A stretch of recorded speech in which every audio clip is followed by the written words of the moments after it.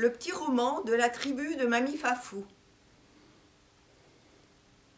Pour la petite histoire, le 17 mars 2020, premier confinement. Pour entretenir le lien, apprivoiser cette drôle d'aventure ou refaire notre monde, Mimi la fourmi a pris naissance dans la tête d'une mamie et ses petits-enfants ont pris le relais, chacun leur rythme, leur imagination. Et ainsi est allée la vie d'une fourmi.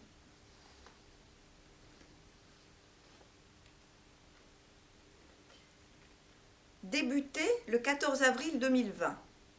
Mamie Fafou. Il était une fois, mais plein d'autres fois risquent de se reproduire encore. Il était une fois donc une minuscule fourmi qui avait décidé de montrer à ses copines, une bonne centaine au moins, le chemin qui menait à une tarte aux fraises. Le problème, et il n'était pas des moindres, c'est qu'il fallait faire l'ascension d'une table dont les pieds étaient en formica. Et ça glisse le formica, une vraie patinoire. Mais rien ne pouvait arrêter Mimi la fourmi. Toutes ses amies commençaient à faire un sacré attroupement autour de Mimi, qui se grattait la tête en guise de réflexion. 15 avril 2020. Elliot. Je sais, dit Mimi la fourmi. Allons demander à nos copines les sauterelles. Elles auront bien une idée. Alors, Mimi et ses amis partirent dans les champs à la recherche des sauterelles. Arrivées au campement des sauteuses, comme on les appelle dans le milieu, les fourmis exposèrent leurs problèmes de taille. En effet, les pieds mesuraient au moins 652 fourmis. Puis, elles conduisirent l'armée des sauterelles à la table.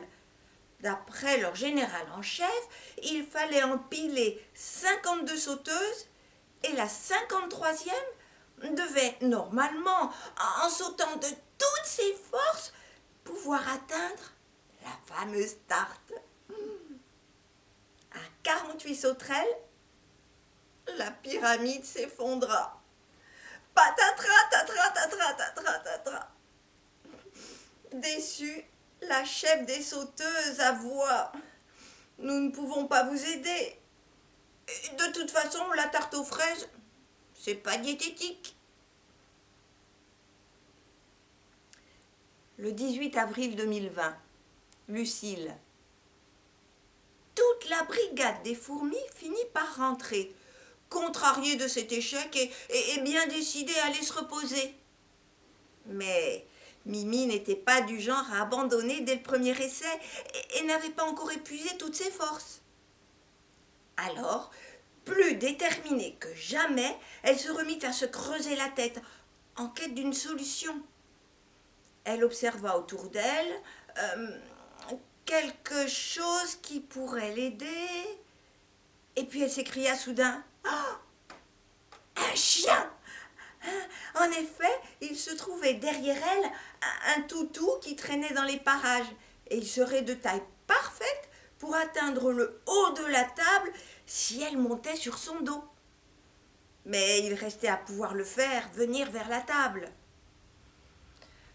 Ce qui serait un autre défi. Le 19 avril 2020, Victoire.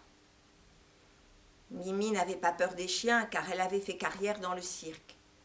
Connue sous le nom de Mimi la dompteuse, elle fut la meilleure dans le domaine qui était l'élevage de toutous, plus précisément de caniches. Se tournant vers celui-ci, elle lui tint à peu près ce langage.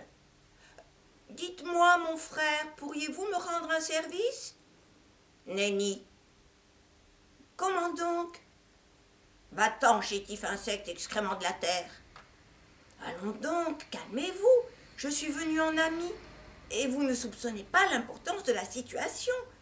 Pensez-vous que votre titre de chien me fasse peur ?» Elle continua d'un ton narquois. « Si vous m'aidez, vous aurez droit à une récompense. »« Mais quoi donc ?»« Une succulente part de tarte aux fraises. » Mimi venait de toucher un point faible, la gourmandise. Le chien lui tendit son oreille en guise de patte. Elle lui chuchota 2 ou 3 mots, monta sur sa tête et le chevaucha telle une cavalière. Le 21 avril 2020. Violette. Mimi était arrivée sur la table et vit une très grosse bouteille.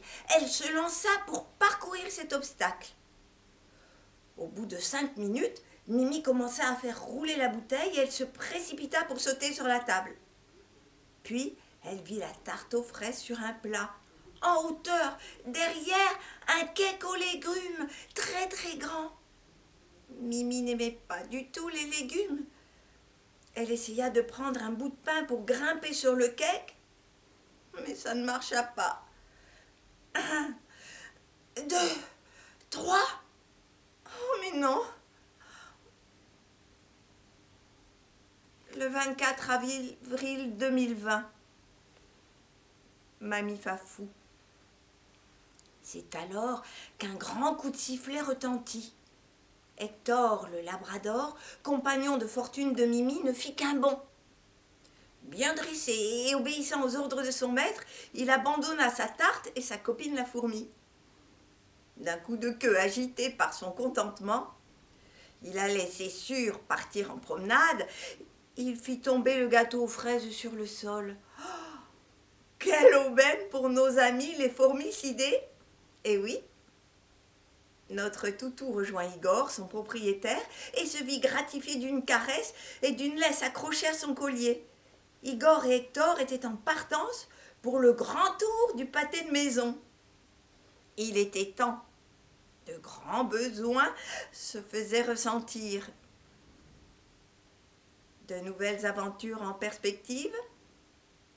Qui sait?